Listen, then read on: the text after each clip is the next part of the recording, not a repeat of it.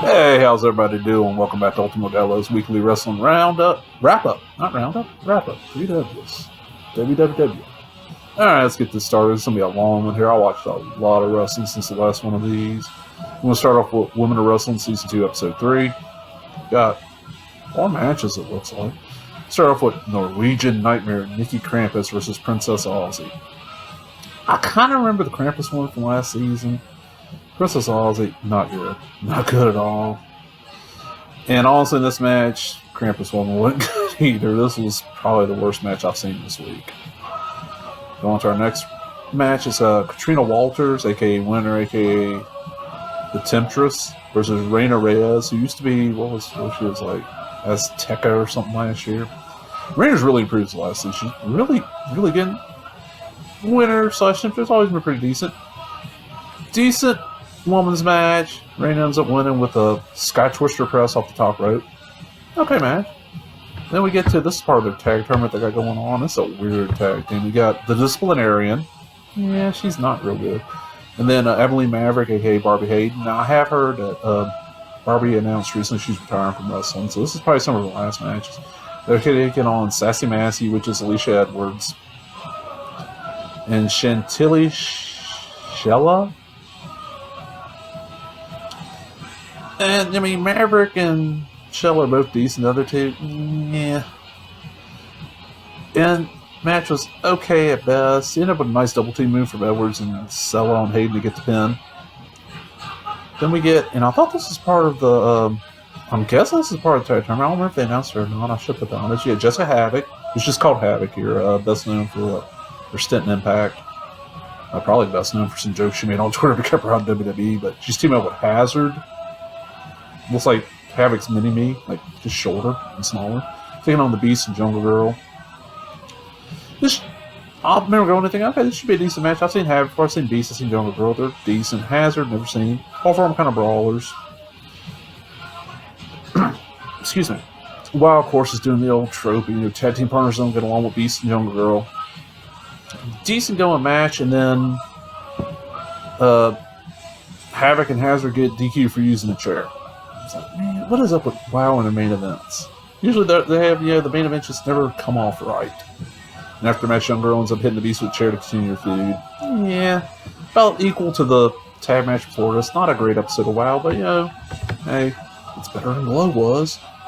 Alright, up next we got MLW Fusion. This is episode 77.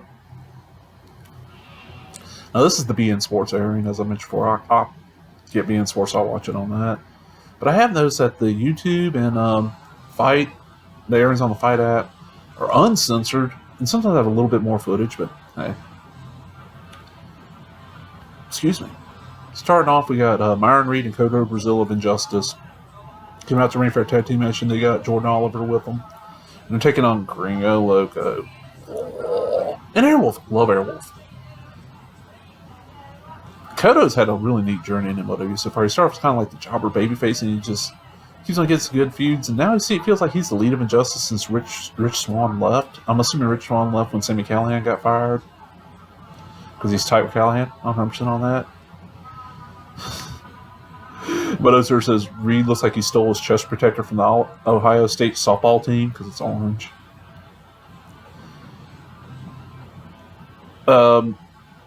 Green ends up stacking Koto on top of Reed in the corner, and then hits this really nice, like, double electric chair. It's probably the best thing I've ever seen from Gringo Loco. And it's odd, because a lot of people are loving Gringo Loco, and I just don't give a crap about it. Airwolf ends up getting the tag. And he gets the pin, but it looks odd because Myron makes a dive to stop the pin, but the ref still gives him an Airwolf. And I'm like, oh, dummy. The ref's cheating against Injustice. That's the storyline I'm going for. I don't know why I didn't catch it at first, but I'm like, oh. You end up with Koto just beat the hell out of the ref. And the best part is when Gringo and Airwolf see this, he's kind of like, they walk off. Head to the back. And they end up getting a promo from Old Manser out this fence with his Uncle Moon Man. And Uncle's sipping moonshine out of a mason jar. Manser somehow. All kinds of stuff. The sad thing is I just found out a couple days ago that Manser's got a collapsed lung. So he's probably out for, 4 or 5 months, which sucks, man. It's just, Amazing. And we go back, cut from that, go back to footage, and it's Injustice still at ringside just beating up refs. And they cut from that to Brian Pillman Jr. talking about the status of Teddy Hart and how he's challenging, I think, Austin Aries, if I remember right. Cut from that, we get, it's the Von Erichs coming out of the Children's Medical Center in Dallas-Fort Worth area. Okay, yeah, it's the two sons and Kevin. Kevin's got shoes on. We get confronted by the Dynasty, and MJF mentions that Kevin's got the shoes on, and then says something about, we're going to buy the hospital and turn it into a hotel. A hotel or a casino or a children's hospital. Which one actually makes money? Just great heel work, and they end up running off. It's like, okay, they're building up that feud. That's going to be a nice little feud. That's why I got a feeling that Dynasty's going to hold the tag titles for a while, but how are they going to handle that? Because as far as I know, come whenever AEW starts, MJF's leaving. Which sucks. Because MJF is just so good. One of the best heels out there. Then we get a debut match from Douglas James. He's a kickboxer, MMA fighter turned wrestler. Never heard of him. He's taking on Timothy Thatcher. Like, yeah, this is going to be actually pretty good. Because, I mean, Timothy Thatcher, this past WrestleMania weekend, got a good match out of David Arquette. So, and the thing about Thatcher is he's got a very unique style, and some guys work with it and some don't. And James really works really good with this style. I mean, it ended up being a really good match. Douglas ends up locking in this guillotine choke on Thatcher. He's like standing, he's got his legs wrapped around his side, he's squeezing his legs, he's got the head, he's just new. I've been wanting to see more people use. Looks really great, but ends up getting broken, and James goes for a top rope smash. But right before he lands, Thatcher gets his knees up, so it's like bam, right into the knees. And he uses the momentum change to lock on a Fujiwara arm bar, makes James just tap really quick. Really good match. Really good. And then we get afterwards, Thatcher gets on the mic talking about, hey, respects him. He earned his respect. Respect James, earned James' respect tonight. James offers the respect back. And Thatcher actually is like, hey, you know, you're out in California, I am too. Come train with me. So that's really cool. Then, top it off, Thatcher gets on the mic and calls out Tom Lawler and challenges Lawler to fight at the pay-per-view in November. Super Fight 2, I think is what it's called. I'm like, that's pretty cool. Then we get Mance Warner versus Jimmy Havoc in a bunkhouse match where everything is legal. This is just so good. So good. I mean, I'm a huge Mance Warner fan. I like Jimmy Havoc. I'm not the biggest deathmatch guy, but I do enjoy Jimmy Havoc. And there's like hay bales and farm tools and even a barrel in the ring. It's not the, well, by the ring, it's not the Cracker Barrel from AEW, thankfully. Mance comes out drinking him a light beer and waving the American flag because, you know, Havoc's from, I want to say he's from the UK, maybe from Ireland, but I think it's the UK. Because part of Ireland's not part of the UK. Part of it is, part of it isn't. Stuff they don't teach you in school, kids. But I'm watching this going, you know what I want to see? I want to see MLW to build Old Manson in a tag team match where he teams up with Bunkhouse Buck. And I know, as of just a few years ago, Bunkhouse Buck was still wrestling, so that would be great. And they're both from Bucksnort. Good fight. I mean, the match starts outside the ring. Havoc gets whipped into, they call it a whiskey barrel, so gets in the barrel. And then Havoc finds this piece of rope with a cowboy. He decides this match needs more cowboy. He takes a swing and he misses.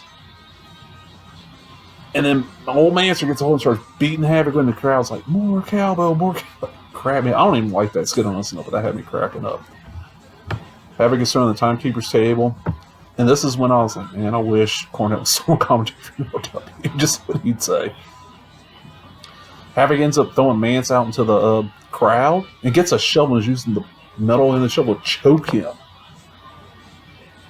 And Havoc stops and goes to get the staple gun and he's coming back. Warner just takes it and just throws it right in Havoc's head. Just like, bam! Smacks the hell out of him. And what feels like after about 8 minutes, they finally end up getting in the ring. And Mansour picks up a ring and just starts slamming it in the, like, between Havoc's legs, knocking the balls, racking him constant with the right. I said this in my notes here. It's like, I love how in MW, there's not tables anymore. It's always like a piece of plywood or a door they put between two chairs. Now, on the commentary, Tony and Rich Bikini, I think, Tony Schiavone, are calling it a ring board, but now, I've only seen maybe 10 different rings get put up and broke down. This board looked way too wide to be a ring board to me. And it looks, unless it might be the plywood they used underneath the padding, but this was thick too, so I don't know. They end up getting the board. Ends in the ring. Mance tosses his pumpkins. There's pumpkins out there too. Havoc just ducks and the pumpkin just goes flying, hits people in the front row.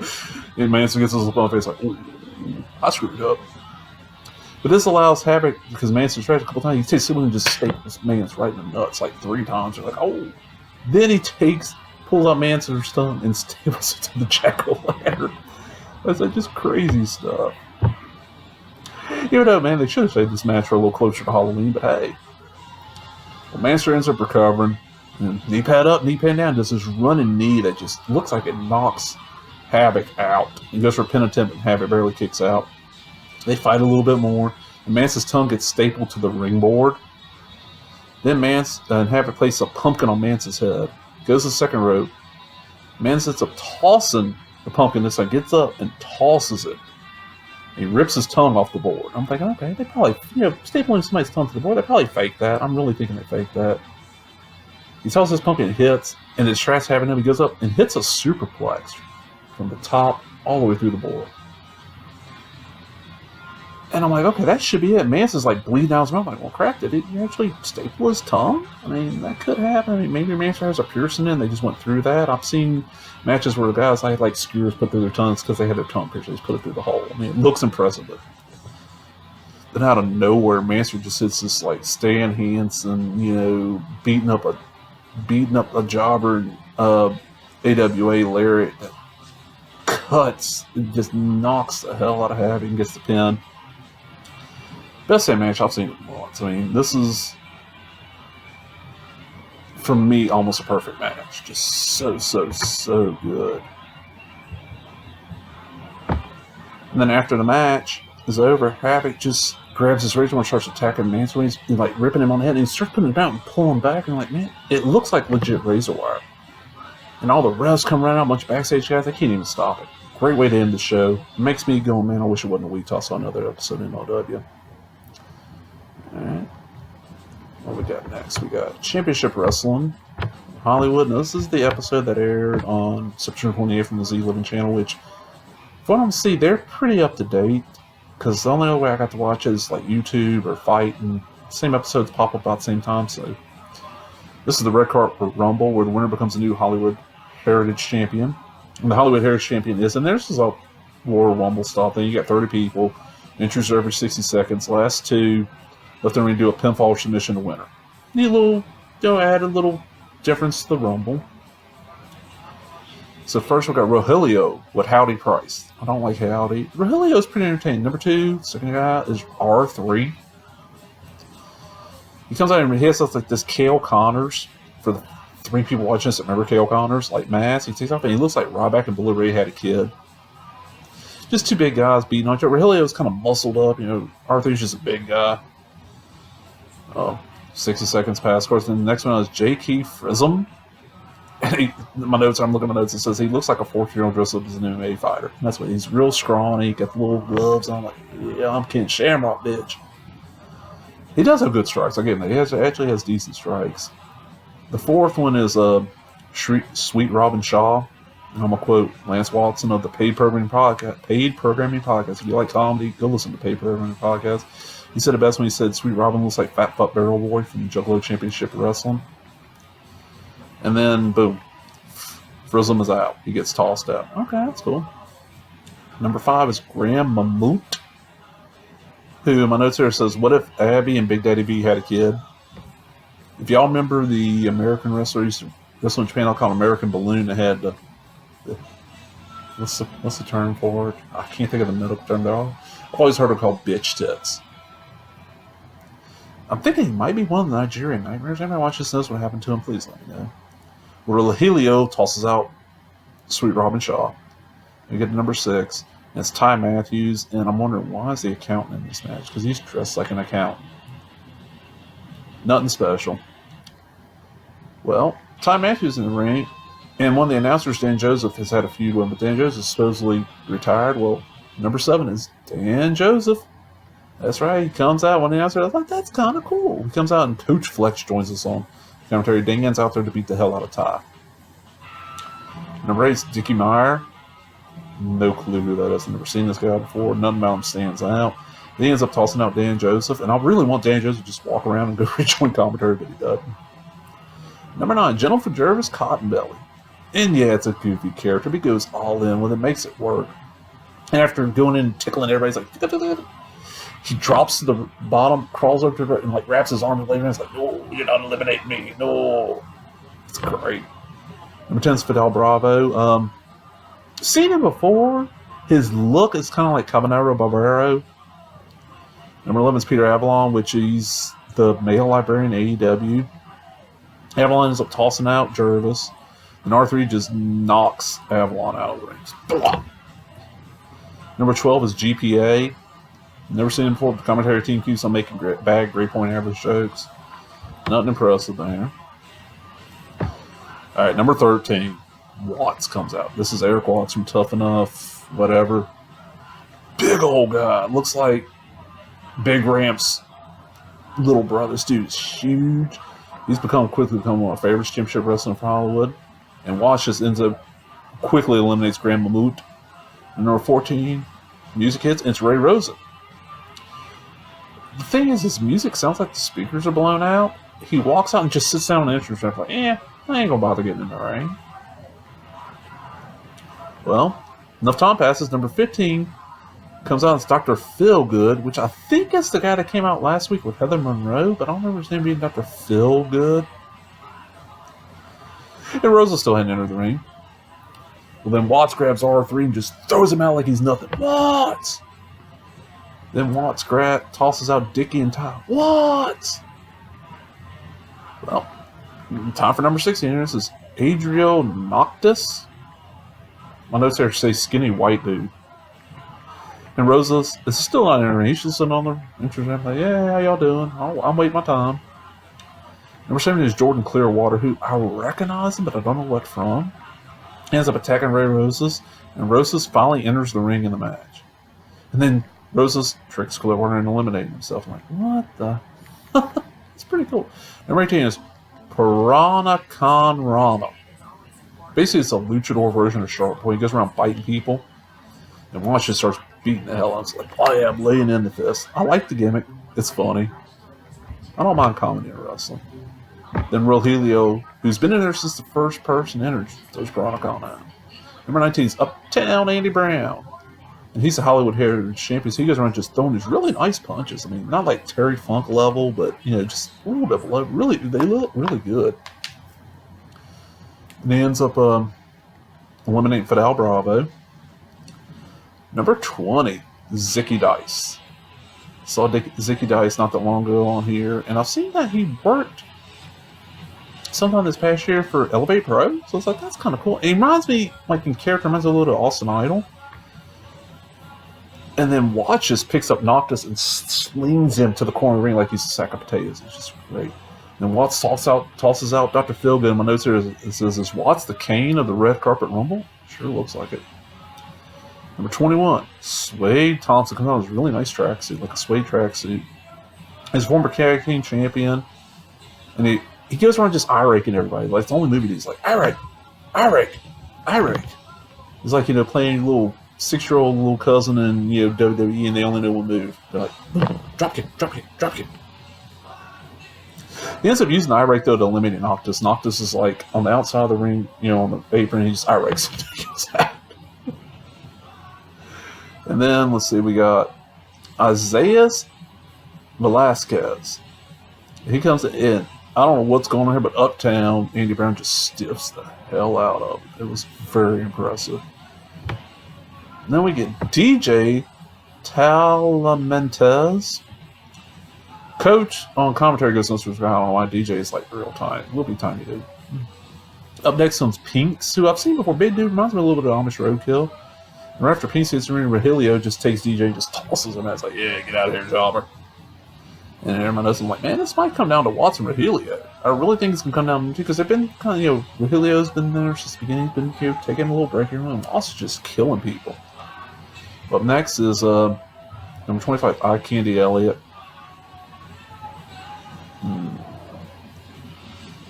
And Watts is just standing in the corner on the second rope. I'm like, that's some balls, man. You that badass in the battle royal, you stand in the corner like, yeah, come on, take me on. Well, then GPA gets eliminated by Eye Candy. I'm like, I ain't care for GPA, but Eye Candy sucks. And then 26, Sketch the Skatepark Comeback. I've seen this guy once. He rides his skateboard down the entrance and just like smacks right into GB. It's like boom. They use the skateboard to eliminate sweat. I'm like, okay. Then number 27 comes out, and I mark out. I mark out like, I'm 5 years old and I'm watching, Jerry Lawler beat down somebody. It's Dustin Starr. I'm like, yeah, Dustin Starr. Seen Dustin live a couple of times. Really, day comes out Maria, and I'm like, yeah, maybe Dustin will win this. And then Watts grabs Pinks and just like, I'm out Pinks. Throws him out. You get number 28. That's Jamie Belchler II. My notes here says jock, douchebag, and kind of boring. And number 29, Jeffrey Excellence, who I don't know really I say he looked like he's part Asian or Asian. I'm not sure. Don't know who that is.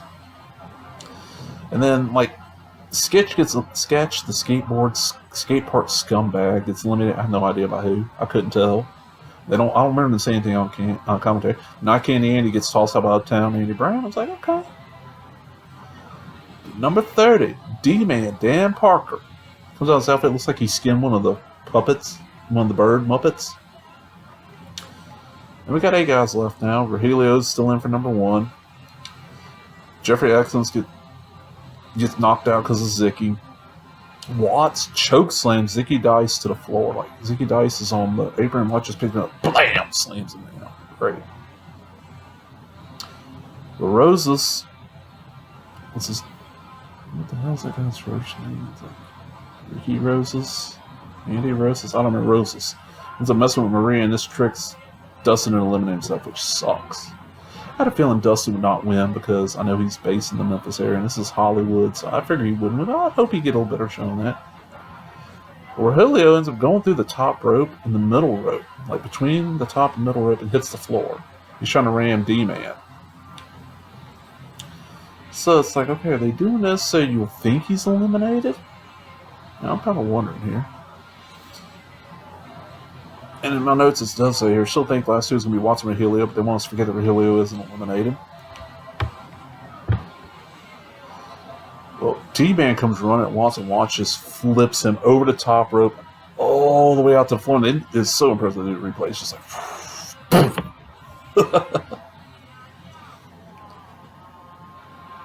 Oh my nose, sorry about that. Rogelio, right after that happens, gets back in the ring, so we got Watts, Rogelio, and Andy Brown. Well, Watts just takes Rogelio and is like, tosses him out. So now it's down to Andy Brown and Watts. So it's going to go to, the normal match. The crowd just are really down. They're like, Watts. Watts hits the choke force, which is his finisher. It's a choke slam into like a sit-out power bomb. Neat looking move, but Andy barely kicks out. Watts goes for a second one. And Andy ends up blocking this and nails him with a pile driver that looks like, Andy went to Memphis and learned how to do a pile driver. It's great. But Watts ends up kicking out of that, hits a no-choke force, and he ends a win. So, yeah, Watts ends up being the Hollywood Heritage champion. And I'm biased. I love me some indie-fed or rolling style matches. It's a great way to see, like who all is in their roster. You can kind of tell, okay, these are the guys who are pushing by, how long they last. So really interesting. It's probably one of the best episodes I've seen of Championship Wrestling from Hollywood in quite a while. Alright, up next we got Reality of Wrestling, episode 262. It's the newest one. It's off of YouTube. It's on, they've caught up on YouTube, on FITE now, I noticed. I looked earlier today. Okay, we got Diego De La Cruz versus Eric Lockhart, and that's part of the Rise of Wrestling Road or Rise of Wrestling World Return. They've called it both, so I'm not sure what. It's kind of like their big summer thing, I'm thinking. Or like fall. Diego's pretty good. Seen him a couple times before. He comes out playing this accordion, which is a neat little thing because he's Hispanic, and I don't know how many people that have not been like around a lot of Hispanic, but the accordion is a big part of the music. You got the Tejano music that sounds kind of like polka. I knew nothing about it until I lived in Texas for years. Lockhart ends up going for a full surfboard, which is a move I hadn't seen in a long time. It's kind of neat, but Diego ends up countering it. Decent back and forth match. Lockhart's using his speed and amateur wrestling skills, and Diego's just using his heart and strength. Good little match. Nothing I'd say go out of your way to watch, but definitely decent. Next match is Isaiah, who I know it's Gregory James. I know he wrestles Gregory James for a short one reality wrestling. Now it's just Isaiah versus Tommy the Brew Bolton. Isaiah is another BIW. The guy I saw in BIW. I was also the second Elevate Pro show I went to. He was like their champion. I've seen him VIP. I've seen him a lot. Really talented guy. And I've seen him have a really good match as Elevate Pro champs against John Saxon and Harlan White Sox. Hardly nobody went to the event. I don't think Elevate Pro's ever released the footage. If you look on this channel, it's on there. I got the entire Elevate Pro show. Bolton's decent, but it's obvious that Isaiah has a lot more experience. And at the end of the match, Isaiah ends up hitting his cartwheel DD Death Valley driver, then a running knee strike for the pin. It's just that knee strike is just brutal. It's like he didn't pull in, he just went right into the guy's skull. Good little match. Then we get a match that kind of surprised me because I didn't know they're calling they're talking about the tag team champs Hawk Aries. I'm like, okay, Hawk Aries. It didn't connect up here, it should have, and they're taking on Mysterious Q I've seen before in reality wrestling, Terrell Tempo, who he's worked one or two matches in BIW. Now come the champ. It's Luke Hawks and his son Perry, who wrestles as PJ Hawks. Last time I saw Perry, he's getting hit in the nuts by Rebby Scott. That's how long ago it was. It was when his dad was having a feud with Matt Hardy, and Perry was probably 13, 14 back then. It's been quite a few years. And the thing about Perry is that he looks nothing like his dad. He looks like a slightly cut, more muscular, more muscled up version of Kevin Owens from the years. I'm sorry, Perry. Sorry, PJ. I know he did wrestling in school, like amateur wrestling school as teens. He's been training with his dad since he was fairly young. Luke comes in, and because Perry starts off the match, Luke ends up tagging it, and his arms don't look as big as they were like 6 years ago. And another thing that's done, his commentary team's acting like Lucas is a really old guy, and I'm like, you need about like 37, 30, 80s. He's fairly young because he had Perry PJ at a very, very young age. My impression I've always picked up on stuff Luke says, like Luke went into wrestling and work to provide for his kid. And basically, a good chunk of this match was the Hawks family just tearing up Tempo and Q. Now, one thing, and this is probably my only real complaint with reality wrestling, it's hard to tell who the faces the heels are. Because, like, the crowd and the commentary, the way they do it, I can't tell. Then, right after I was thinking that, Luke ends up outside the ring. He's acting like a cocky. I'm like, okay, they're the heels here, which makes sense. I mean, this is Houston. They're from New Orleans. Perry ends up flying from the top rope outside, hitting everybody. I'm like, oh, we can get a count out, maybe? But Luke ends up tossing Q back in. Perry ends up back in the ring, gets tossed over the top by Tempo, and I looked into this, so I'm guessing this is just storyline. But Perry landed odd. It looked like he messed up his knee, and the ref goes out to check on him, and he gets ruled a no contest. Okay, match. I'd rather they'd given a better finish than that, but not a bad episode of reality wrestling. Not the best one I've seen, but a better one. Alright. Up next, this is NXT. I watch this on Hulu. It's episode 527. And Hulu is like a day behind when they actually air. Alright.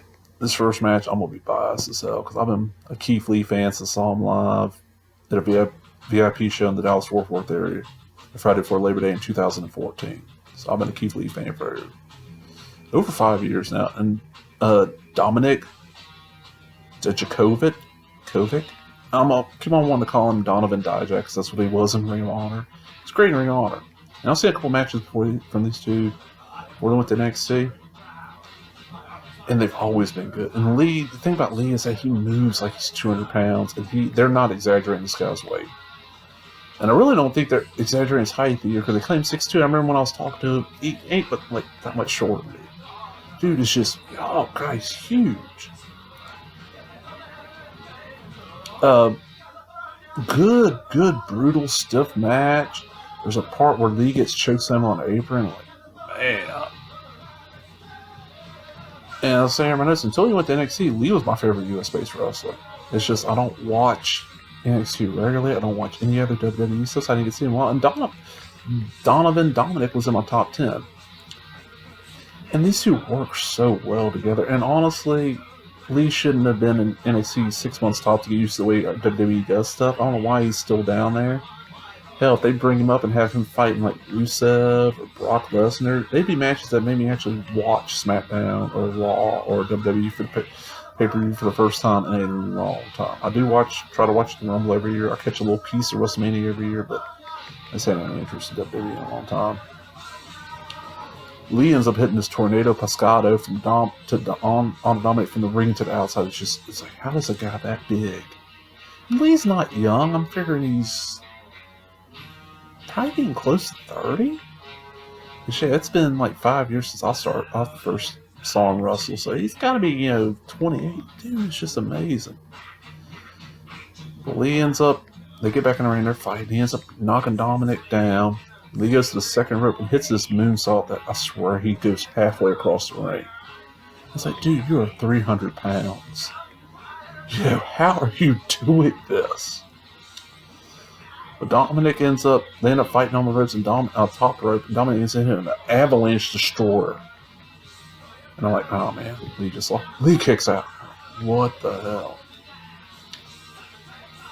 So Dijakovic, I gotta start remembering to call him Dijakovic. Man, Donovan Dijak's such a better name. It's a lot easier to say. Ends up going for a top rope moonsault. And Lee he hits it, pin. Lee kicks out, sits up and looks at him like, you really think that's gonna put me away? Picks up double D here and hits his jackhammer-like move that I guess is Lee's finisher now. The one time I saw him live, he didn't win. So I don't know exactly what I'm assuming it's his finisher, and he gets the pin.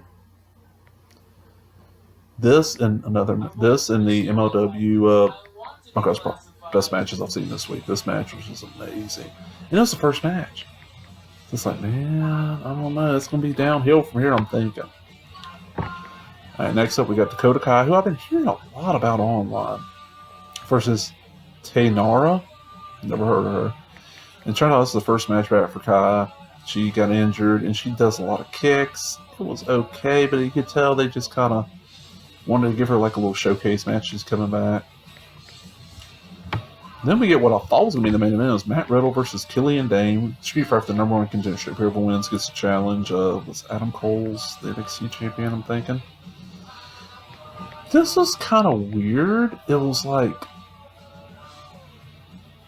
this weird mixture of brawl and submission wrestling that didn't work as well as it should have. And Riddle ends up winning later on with a Fujiwara armbar. Just saw that on MLW. Even though this episode of NXT technically aired before MLW, because I get MLW on Saturdays. And then we get Rhea Ripley, who I've seen but never seen her actually wrestle, versus Kaden Carter, who I don't know who this woman is. Okay, match. Ripley ends up catching Kaden Carter with this really nice looking hanging vertical suplex. They call it delayed suplex. I've always heard her call it hanging vertical, kind of like British Bulldog style. She didn't get the pin in, so Ripley's trying to stomp her and curl. Keeps on avoiding them. She gets advantage with Hurricane Rana, followed by a really nice top rope assisted Hurricane Rana. But Ripley ends up hitting like a modified pump handle slam called the Riptide. Nice looking move. Stupid name. Okay, match. Not as good as like the Riddle match, but about equal to the Kai match. Then we get our main event, which is the Imperium. All the guys in the Imperium besides Walter. I didn't get their names, sorry. They all look the same to me. Versus Kushida, who I've seen a lot, who's been really entertaining, and Breezango. Breezango is pretty decent. Wasn't a horrible match, but nothing about this match really could keep my attention. Decent episode of NXT. Then we got the last one, y'all. I'm going on forever here, y'all. This is Ring of Honor, episode 419. The Tate twins, when they first Man and Machine. Ever heard of Machine guy? It's got hair like Dragon Ball. He's been watching way too much Dragon Ball Z. He stole his hair from Bukudao. I'm like, the Tate twins. They come out there acting like superheroes. I'm like, what? It's the boys. It's Dalton Castle's the boys. And then the Tate twins end up hitting a nice double face buster for the win. Average match, nothing spectacular. But we get 2 matches this week in Ring of Honor, so I'm like, hey, that's always nice. Main event. This is the what do they call it? I can't remember now. Shit. But basically, it's a 4-man elimination match. If any one of these 3 guys win, they get the title shot, a chance at the title, the Ring of Honor World title. If the champion who's in it wins, he gets to deny one of them a chance the entire time he's winning the title, holding the title. This match, if it had aired last week, would be a lot more impressive because Ring of Honor films their stuff a little bit in advance, and I'm sure word's gotten out that the champion's in this match is not the champion anymore. Last Friday, he lost the belt. We got Kenny King. Yeah, Kenny King's pretty good. Jay Lethal's really entertaining, former Ring of Honor champion. Jeff Cobb's great. And then Matt Taven, of course. Taven, the champion. And they use a lot of this match to kind of further the feud between King and Lethal. That's good. My notes here says you got 3 top-tier talent in the ring, then Kenny King. I'm kidding. I like Kenny King, but he ain't at the level of the other 3. He's good, but he ain't at that level. Well, first one to get eliminated is Taven because he gets qualified for hitting Cobb with the belt. It's like, what the hell? So, okay, means nobody's going to get a knife title shot. That's always cool. Then Kenny King ends up pinning Lethal. I'm like, oh, wow. So they're going to give Kenny King a title shot? And I'm like, okay. And then Jeff Cobb ends up hitting the Tour of the Islands when Kenny King gets the pin. So Jeff Cobb's going to get a title shot, which means he's going to be facing Roosh. You don't know him. He's not Roosh anymore. You can't use that name in the States anymore. I'm hearing he's going to be called El Blanco Loco. But good match. Not the best Ring of Honor. But, alright, let's go down here to the bottom. I will list each show in quarter mark ratings in order from worst to first. Worst. Wow. Odds are it's going to end up being, most of it's going to be the worst. I still enjoy it, but yeah. Right above that, not by much either, was reality wrestling. There's the matches, there's some good, some were not that great. And surprisingly, right above that, and not by much, was Ring of Honor. Because the main event was good, but the tag match was just average. They barely beaten Ring of Honor, and it's only because Dakota Kai and the Rhea Ripley, whatever her name was, match brought the ring up. Keith Lee Dijak was amazing. The next one, this is a good ways ahead of us, MLW. That, only had 2 matches, both of them were good, and that Bunkhouse Brawl was amazing. And then ended up winning for the week because there was only 1 match, and the match was great. It was Championship Wrestling from Hollywood. And a match of the week, it's a tie between Keith Lee versus Dominic Dijakovic. And Old Manser versus Jimmy Havoc in the Bunkhouse Brawl. Both are tied. And then right below that would be the Red Carpet Rumble. I hope everybody enjoyed this. I know I went on for a while. I had a lot to watch. And if you did, give me that thumbs up. Leave a comment, subscribe. Thank you to everybody who comments. I really enjoy interacting with everybody. Hope y'all enjoyed this, and I will see y'all later. Bye-bye.